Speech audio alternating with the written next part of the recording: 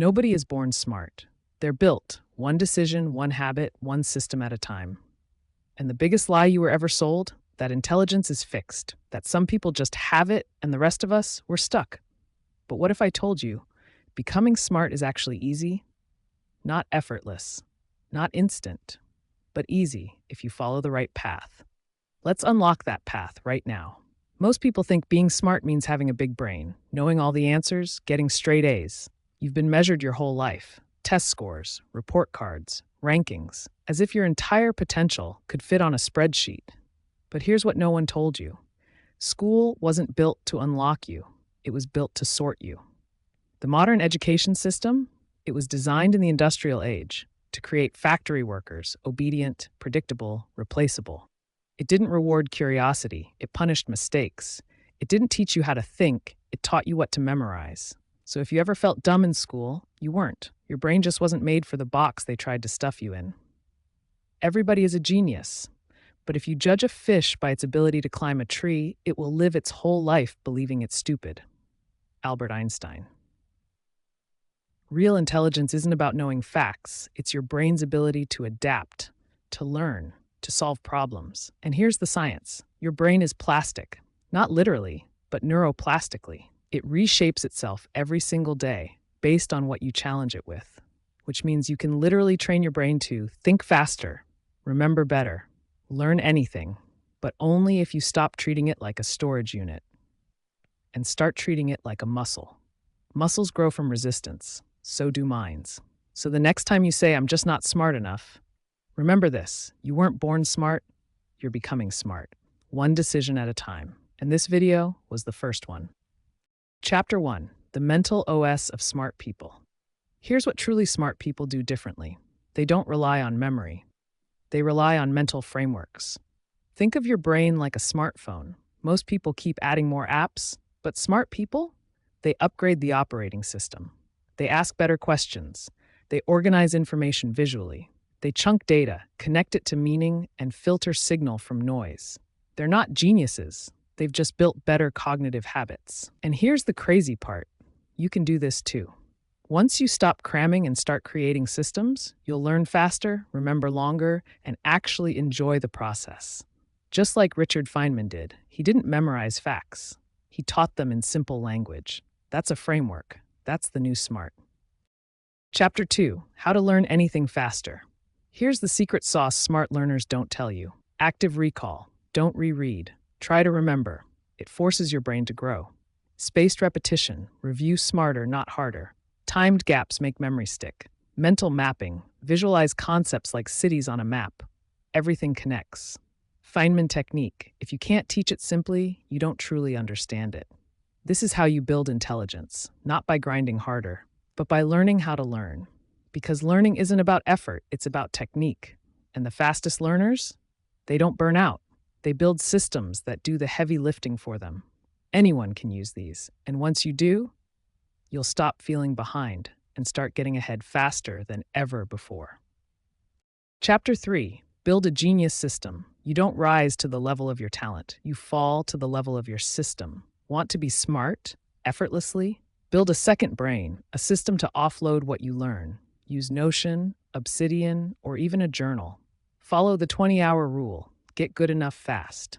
Take learning walks because movement fires up your memory. End each day by summarizing what stuck. This is how you upgrade your brain, how you make becoming smart inevitable. Chapter 4, why memory isn't about IQ. Studies show memory isn't about having a bigger brain. It's about how you use it. We don't remember everything. We remember what we care about, what we feel, what connects to meaning. So if you want to learn faster and remember more, don't just read facts, make them feel real. Turn facts into stories. Turn data into metaphors. Turn lessons into moments, because your brain doesn't forget what makes it feel. And that is how smart people learn differently. They don't memorize harder, they remember deeper. Chapter 5, discomfort is the GPS of growth. Every time you feel dumb, lost, stuck, you're not broken. You're growing. That fog in your brain, that mental "I don't get it" moment, it's your neurons struggling to fire together before they wire together. That's learning in real time. That's the construction site of your intelligence. But most people run from that feeling. They say, I'm not smart enough. I guess this just isn't for me. So they quit right before the moment everything was about to click. But the smartest learners, they lean in. They know that pain is a signal, not of failure, but of forward motion. Growth and discomfort are twins. You can't have one without the other. Think about it. Muscles grow by tearing first. Gold is purified in fire. Diamonds are made under pressure. Your brain is no different. If you're never confused, you're not learning anything new. You're just looping the familiar. So the next time you feel like you're not smart enough, realize this. The struggle is the signal. The fog is the path. And every second you push through it, you're literally building a smarter version of yourself. Chapter 6. Repetition doesn't build mastery. Reflection does. Repetition is just the first layer. It's the practice, the drill, the get it into your system. But if you want deep learning, if you want to own what you know, you need something far more powerful. Reflection.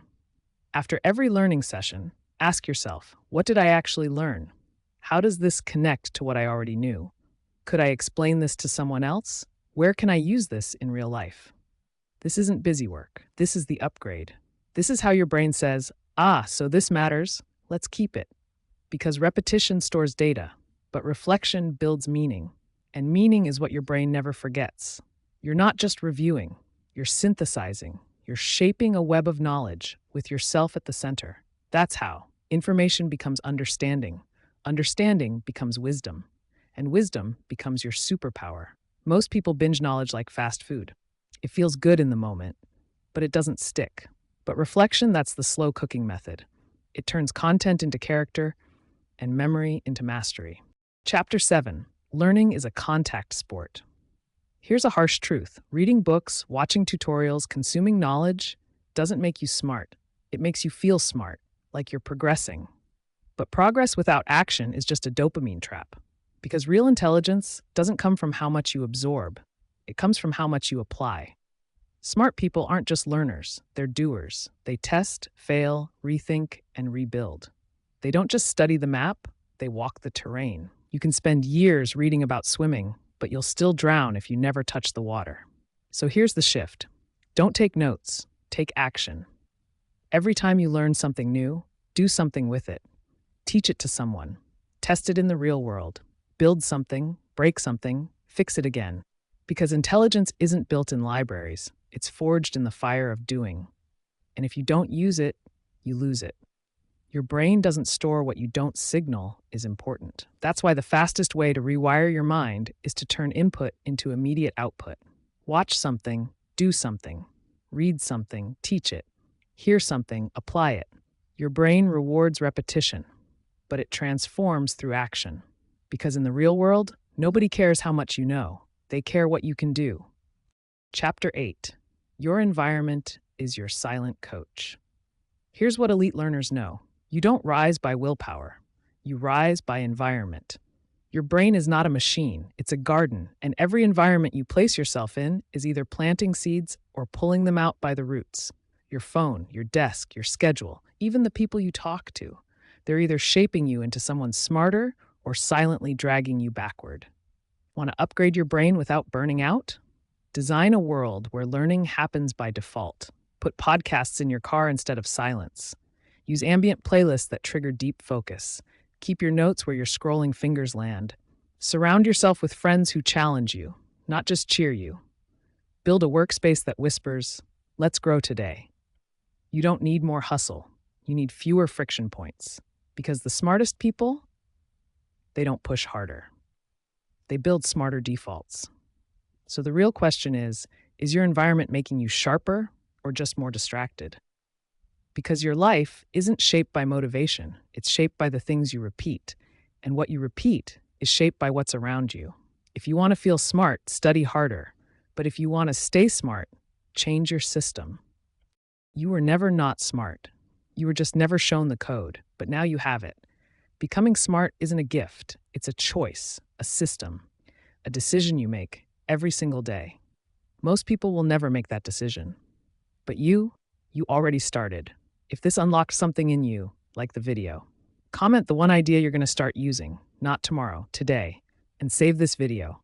Rewatch it because the smarter version of you They're not a dream. They're just getting started.